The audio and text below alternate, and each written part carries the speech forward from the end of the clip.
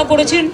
আজকে হয়তো আপনাদের জন্য কিছুই অ্যারেঞ্জমেন্ট করতে পারিনি, কারণ আমরা বুঝতে পারিনি মিটিংটা এতক্ষণ সময় লাগবে। 4:45-এ মিটিং করার কথা ছিল, 4:45-এ ওদের আসবার কথা ছিল। যাই হোক, ওরা 6টা নাগাদ এসছে। কেন শুনে যাবে না?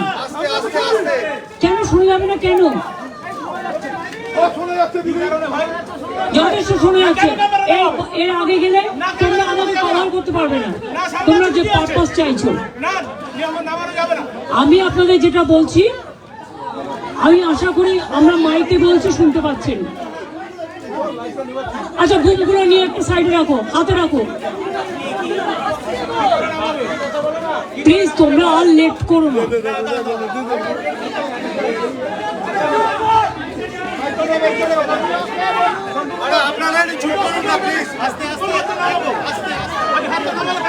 একটা টুল দিয়ে দাও না, একটা টুল দিয়ে রাখো।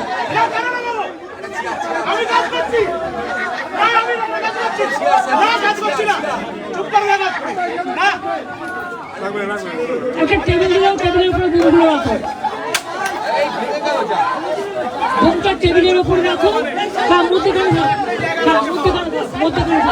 ছাড়ুন ছাড়ুন,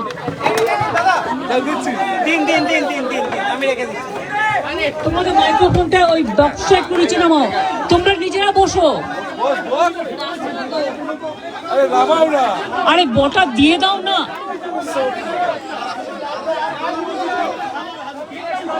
তার ছাড়ো, তার ছাড়ো।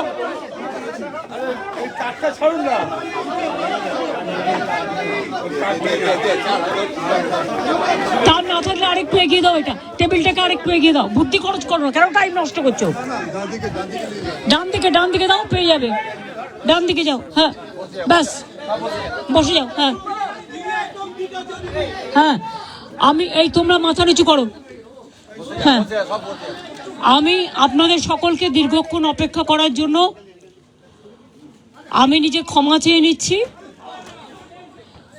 কিন্তু আমাদের মিটিং চলেছে প্রায় 6টা থেকে 12:15, মানে 6টা থেকে প্রসেস শেষ হতে এখন ঘড়িতে কটা বাজে? 12টা বাজে 10 মিনিট বাকি। জাস্ট 5 মিনিট আগে আমাদের জুনিয়র ডাক্তারদের টিমটা বেরিয়ে গেল।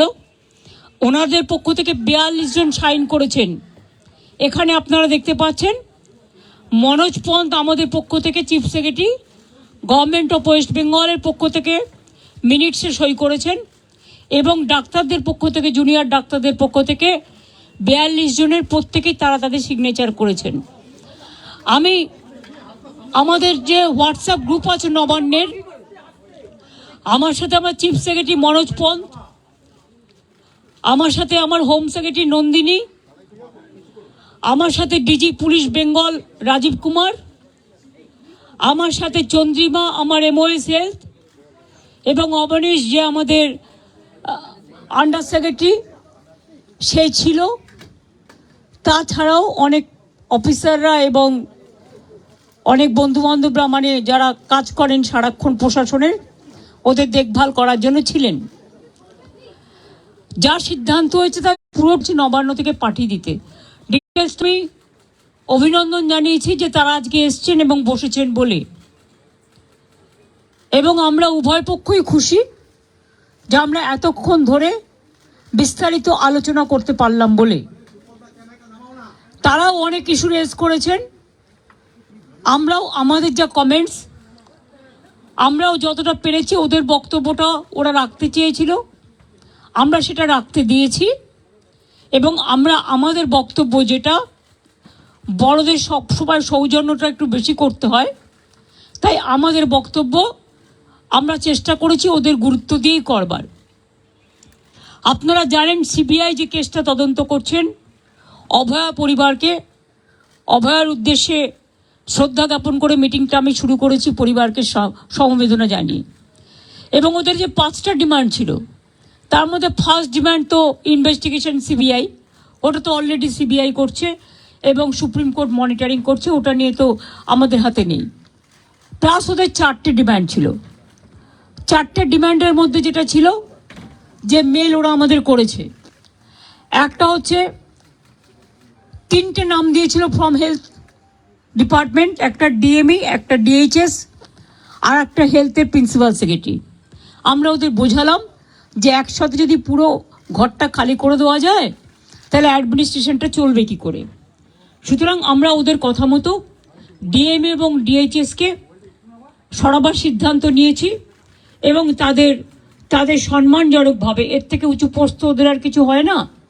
তো যাই হোক, যে একজন ডিএমই হতে পেরেছে বা ডিএইচএস হতে পেরেছে এবং তারা যথেষ্ট জাস্ট হয়েছে, নতুন বেশি দিন হয়ওনি, কিন্তু যেহেতু ছাত্রছাত্রীরা বলছেন ওদের প্রতি আমাদের আস্থা নেই, তাই তাদের ব্যাপারটাকে গুরুত্ব দিয়েছি। বাট এটাও ঠিক, আমি কিন্তু ডিএমইকে বা ডিএইচএসকে আমরা কাউকে অসম্মান করিনি, কিন্তু ওদের বিরুদ্ধে যেহেতু চিকিৎসকদের ক্ষোভ আছে এবং তাই ওদের দাবি মেনে নিয়ে আমরা বলেছি এই দুজনকে সরানোর সিদ্ধান্ত আমরা নিয়েছি। 3 নম্বর হচ্ছে ওদের যেটা ডিমান্ড ছিল 4 নম্বর, 3টের মধ্যে 2টো করলাম। আর 4 নম্বর ডিমান্ড যেটা ছিল সিপি বিনীত গোয়ালকে সরিয়ে দেওয়ার জন্য। বিনীত গোয়াল ওদের কাছে নাকি আগেই স্বীকার করেছিল, যেটা ওরা মিটিংয়ে বললেন, যে আমি পদত্যাগ করতে চাই, কারণ আমার মনে হচ্ছে তোমরা যখন আমার প্রতি আস্থা রাখতে পারছো না, তোমাদেরও যেমন পরিবার পরিজন আছে আমারও আছে, এটা ওরা আমাকে মিটিংয়ে বলল। এবং বলার পরে আমরা কথা বলি নিজেদের মধ্যে, সিদ্ধান্ত নিয়েছি আগামীকাল 4টের পর আমরা কলকাতা পুলিশ এ বদল আনব এবং নতুন সিপিকে দায়িত্বভার বিনীত দেবেন যতক্ষণ পর্যন্ত কোর্ট কেসটা কাল কমপ্লিট না হচ্ছে। 4টের পর আমরা টাইম দিয়েছি। সেক্ষেত্রে নতুন সিপি এবং আরও কিছু পুলিশের রদবদল হবে, সেটা চিফ সেক্রেটারি কালকে নোটিফাইড করে দেবেন আফটার 4 o'clock। এবং বিনীত যেখানে কাজ করতে চেয়েছে সেখানেই তাকে দেওয়া হয়েছে। আমরা এটাও বলেছি, দেখো পুলিশ আমাদের ফোর্স এবং তারা সারাক্ষণ কাজ করেন, তাদের দিকটাও আমাদের দেখা উচিত থেকেই। যেহেতু ওই দিন সিপি পৌঁছবার আগে নর্থের ডিসি পৌঁছেছিলেন আগে এবং 14 তারিখে ঘটনাটা ঘটেছিল এবং ওরা অভিযোগ করেছিল, যার জন্য নর্থের ডিসিকেও সরিয়ে দেওয়ার সিদ্ধান্ত হয়েছে। ওখানে কাকে দায়িত্ব দেওয়া হবে সেটা কালকে ডিসাইড হবে। এছাড়াও সেফটি, সিকিউরিটি, হসপিটালের ডেভেলপমেন্ট, ইনফ্রাস্ট্রাকচার গুরুত্ব দিয়ে দেখা হবে এবং এক্ষেত্রে টাইম টু টাইম যদি কোনো প্রবলেম অ্যারাইজ করে চিফ সেক্রেটারির আন্ডারে একটি কমিটি বানিয়ে দেওয়া হয়েছে, যেখানে চিফ সেক্রেটারি নিজে দায়িত্ব নিয়ে ওরা যদি কথা বলতে চায়, chief secretary, home secretary, DG CP থাকবেন, তারা তাদের বক্তব্য জানাতেই পারেন। এইসব নানা রকম কথাবার্তা চলার পর আমরা, যেহেতু ডিটেলসটা আপনারা মেলেই পেয়ে যাবেন, আমি এটা বলি মিটিংটা পজিটিভ হয়েছে বলে আমি মনে করি, ওরাও নিশ্চয়ই মনে করে, তারাই বা সাইন করবে কেন আর আমাদের চিফ সেক্রেটারি বা সাইন করবে কেন।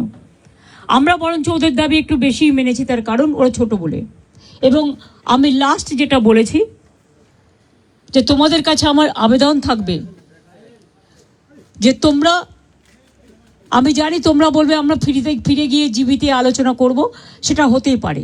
তোমাদের মধ্যে অনেকগুলো গ্রুপ আছে, অনেকগুলো মেডিকেল কলেজ আছে, হসপিটাল আছে, ঠিক আছে, তোমরা ফিরে গিয়ে আলোচনা করো, কিন্তু যেটা এখানে মিনিটসে সাইন করেছি আমরা দুপক্ষ, এরপর তোমরা কাজে যোগদান করো মানুষের স্বার্থে।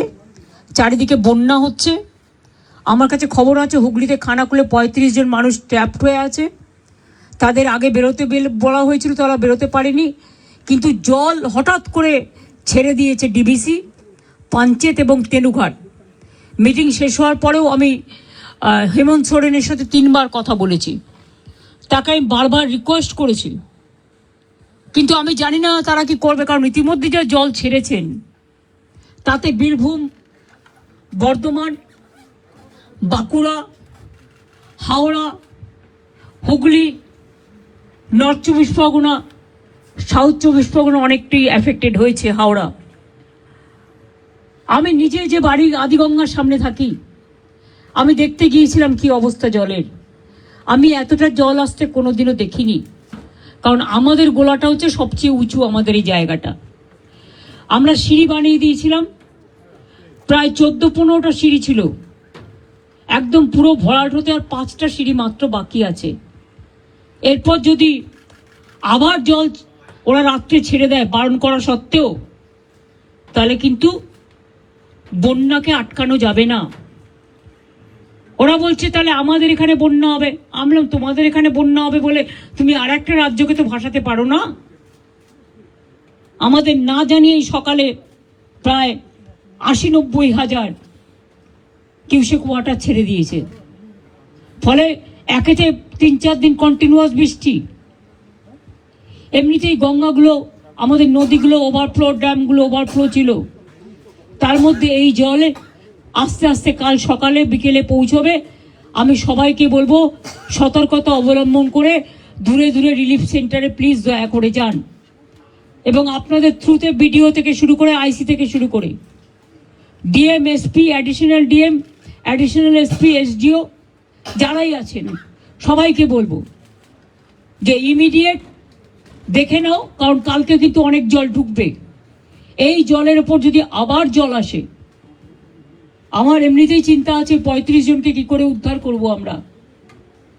আর এখন রাত হয়ে গেছে, জলের কারেন্ট এতটাই, কেউ যে উদ্ধার করতে যাবে তার উপায় নেই, কারণ যে উদ্ধার করতে যাবে সে বোটও তলিয়ে চলে যাবে, এমন অবস্থা। তো ওখানে আমরা এনডিআরএফ টিম পাঠাচ্ছি সকালে, এবং এসডিআরএফ টিমটাও আমরা পাঠাচ্ছি সাউথ চব্বিশ পরগনায়। সুতরাং আমরা প্রত্যেকে অ্যালার্ট আছি। বিভিন্ন জেলার নেতৃবৃন্দের সাথেও আমার কথা হয়েছে। সিএস নিজে মনিটরিং করছেন 24x7, এবং তিনি নিজেও ডিএমদের সাথে বারবার করে আজকে 2-3 বার ভার্চুয়াল করেছেন। উনি অলরেডি আমাদের 24x7 মনিটরিং চলছে, টাইম টু টাইম কি অবস্থা। এবং মানুষকে আবার আবেদন করছি, প্লিজ দয়া করে জল আর আগুন এই দুটো জিনিস নিয়ে আমাদের মনে রাখতে হবে, যে কোনো মুহূর্তে জল ঢুকে যেতে পারে। দোতলা বাড়ি হলেও যদি একতলা ভেসে যায়, তাহলে দোতলা ভাসতে কতক্ষণ নেবে? কাজে জীবনের ঝুঁকি দয়া করে কেউ নেবেন না, সতর্ক থাকুন, কিন্তু জীবন বাঁচান। একটা প্রাণের দাম অনেক বেশি, এটা আপনাদের মাধ্যমে অনুরোধ করব। যদিও আপনারা জুনিয়র ডক্টরদের স্ট্রাইক নিয়ে বেশি ব্যস্ত, কিন্তু তার মধ্যে আমার এই আবেদনটুকু যদি গ্রাম বাংলায় মানুষের কাছে পৌঁছে দিতে পারেন, বিশেষ করে জেলার মানুষের কাছে। কারণ কলকাতায় যদি এই অবস্থা হয় গঙ্গার, তাও তো হাই টাইড আজকে ছিল না। আমি দেখছি এখন জোয়ার আছে, জলের স্রোতের টান খুব বেশি আছে, এবং সেই জন্যই বুঝতে পারছি না, ইভেনিং আমরাও হয়তো যে কোনো সময় ডুবে যেতে পারি। জলের যে স্রোত আছে, তারপরে যদি আবার জল ছাড়ে, নিজেদের ঠিক রাখার জন্য অন্য স্টেটের উপরে ছেড়ে দিলাম, এটা কিন্তু ঠিক হচ্ছে না। আমি আমার প্রতিবাদ জানিয়েছি। হ্যাঁ, বলেছি আমি যে আপনারা প্লিজ কর্মবিরতি তুলুন। এত কিছু আলোচনা, আপনাদের 4টের মধ্যে 3টে ডিমান্ডই মেনে নিয়েছি।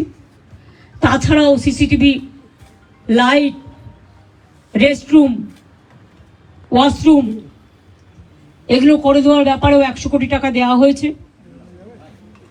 এবং এছাড়াও সিকিউরিটি অডিটিং এর ব্যাপারেও আমরা দেখছি। সবার যাতে নিরাপত্তা থাকে, আমাদের যতদূর সম্ভব আমরা করব। আপনাদেরও বলবো লক্ষ্য রাখতে, কারণ দায়বদ্ধতা কিন্তু বোথ সাইডেরই থাকে। আর আমি আপনাদের কাছে অনুরোধ করব, অনেক মানুষ মারা গেছে, অনেক মানুষের কষ্ট হচ্ছে, চিকিৎসা পাচ্ছে না, অনেক পেশেন্ট আটকে আছে। সুতরাং মানুষ মনে করে আপনারাই তাদের ভগবান। সুতরাং আপনাদের আমি কাজে ফিরতে অনুরোধ করব।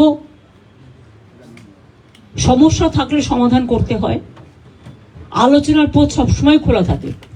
আজকে 3 দিন অপেক্ষা করার পর, আজকে 4 দিন 5 দিন, 3 ঘন্টা 2 ঘন্টা 3 ঘন্টা অপেক্ষা করার পর আজকে প্রায় সব প্রসেস শেষ করতে 5.5 ঘন্টা টাইম লেগেছে। আমাদের দিক থেকে যা যা করার ছিল আমরা চেষ্টা করেছি বাংলার মানুষ যাতে ভুল না বোঝেন, বাংলার মানুষের দিকে তাকিয়ে, এবং এটা নিয়ে আবার যেন কেউ অপপ্রচার দয়া করে করবেন না। বাংলায় দুর্গাপুজো আসছে, এটা আমার আবেদন আপনাদের কাছে, এটা আমাদের মিটিংয়ে আলোচনা হয়নি, আমি করিনি, এটা আমার পক্ষ থেকে বন্যাটা এবং ফ্লাডের ব্যাপারটা আমি বলেছি এই পরিস্থিতি। সুতরাং ম্যালেরিয়া বাড়বে, ডেঙ্গু বাড়বে, জলজনিত রোগগুলো বাড়বে, আপনাদের খুব প্রয়োজন এখন আপনারা হাসপাতালে ফিরে যান। আমি এটুকু বলতে পারি, কারো বিরুদ্ধে কোনো শাস্তিমূলক ব্যবস্থা নেওয়া হবে না। लिया तो गया, कोशिश किया है जूनियर डॉक्टर का बात सुनने के लिए, लेकिन हमारा पुलिस भी बहुत सारे काम करते हैं। अगर काम करते करते किसी को 2 मिनट देर हो जाता है, कोई काम पे अगर थोड़ा गलती हो जाता है तो उसको लेके, अगर किसी को गुस्सा है तो गुस्सा निभाने के लिए, गुस्सा निपटाने के लिए हमने कोशिश किया। हेल्थ डिपार्टमेंट, पुलिस डिपार्टमेंट में जो जस्टिस उन्होंने मांगा, हमें कोशिश किया। हमारा पुलिस जो सीपी को हम चेंज करने का फैसला किया है, उनको साथ बात करके उनको कॉन्फिडेंस में लेके, उन्होंने भी नहीं चाहते थे जितना उसका खिलाफ में बहुत सारे बात उठाया। उन्होंने भी कहा कि हमारा भी परिवार है, हमारा परिवार को अच्छा नहीं लगता, इसी के लिए हम भी छोड़ने चाहते हैं। उन्होंने खुद, और डॉक्टर लोग जब मिलने गया था तब उन्होंने बताया। और हमारा हेल्थ डिपार्टमेंट का 3 की पोस्ट है, जैसे डीएमई डीएचएस ऐसा नहीं हो सकता है, इसको पैनल करके प्रोसेस करके तभी कर सकता है। तो अभी हम चीफ सेक्रेटरी को बोला है कि प्रिंसिपल सेक्रेटरी को लेके बात करके इसको अभी आप लोग देखभाल कीजिए, जब प्रोसेस हो जाएगा तब हम देखेंगे। ऐसा बात हुआ है। हेल्थ में भी उसको 3 ऑफिसर को ट्रांसफर का बात हटाने के बात किया, लेकिन हम 2 मांग लिया, इससे ज्यादा हम क्या कर सकते हैं। हम 99% मान लिया। I am not saying anything which is when the matter is sub judice. My humble request to all the junior doctors, whatever they demanded, out of this 4th demand, what is with us, we accepted 3 demands and we requested them to join the work so that commoners should not suffer, there should not be more and more death from the commoners. And nowadays when we are facing dengue, malaria and also flood-like situation, DBC Panchet Tenughat, the dam, they have already released too much water. And these 2-3 days we faced acute rainwater also. So both the Ganga river ponds were overflowing, and after releasing the water from Jharkhand, it's an acute problem. Some people are in a trap now. We have got the information. Police is keeping touch with them. We requested them to come early, but they thought that they will be safe. They have seen the earlier things also.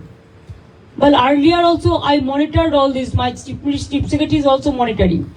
But I have not seen so much water is being released together. When there is a torrential rain, it plus, the flood spread in throughout West Bengal. Now we have to monitor all the situation. Thank you very much for your cooperation. And I think we trust, we think tomorrow, you must know tomorrow 4 o'clock. After 4 o'clock, because the matter is on sub judice, let the court,